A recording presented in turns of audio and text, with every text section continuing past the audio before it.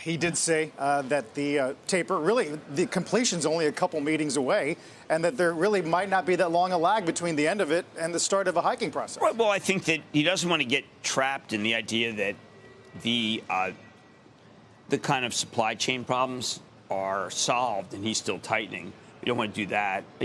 We saw major commodity collapses in the last couple of weeks.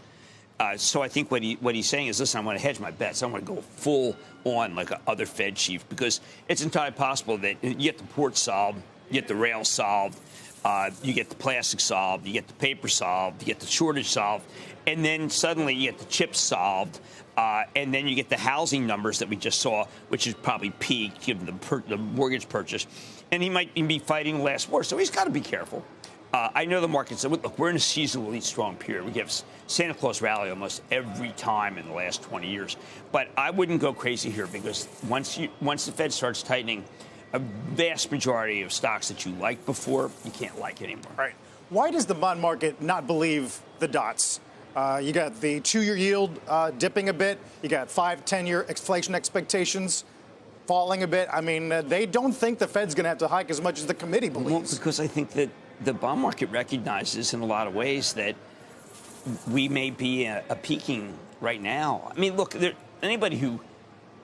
it's entirely possible, as I get now tested every day, it's entirely possible, he dismissed Omicron, that Omicron really takes the economy down for a couple of weeks, 3 weeks, 4 weeks, 5 weeks. I say a couple of weeks because the spread is insane. It's very similar to at the end of the Spanish flu.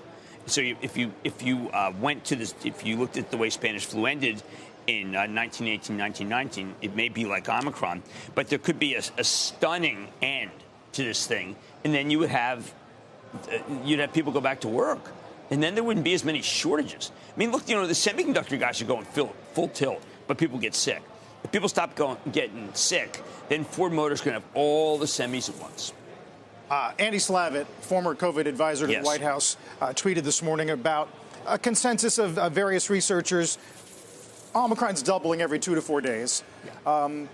But they see it perhaps peaking in January, kind of like Delta took 2 months. Yes. So does the market just look through the next 2 months? Well, I just think that if you had an end to this darn thing, then you would be able to say, you know what, the shortages are kind of ending here.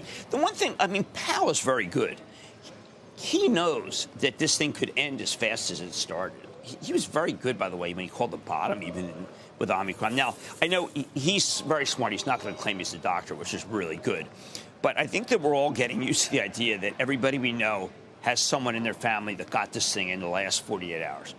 This thing is frightening. I mean, when you go down the block here to the testing, the line goes all the way up to the top. I mean, everyone is testing. There's so many people who feel badly. And there's not enough we're not like Britain where you get a free test every day. But I think that we're going to have a lot of people absent. And then we're going to have this last minute gasp in the bad supply chain.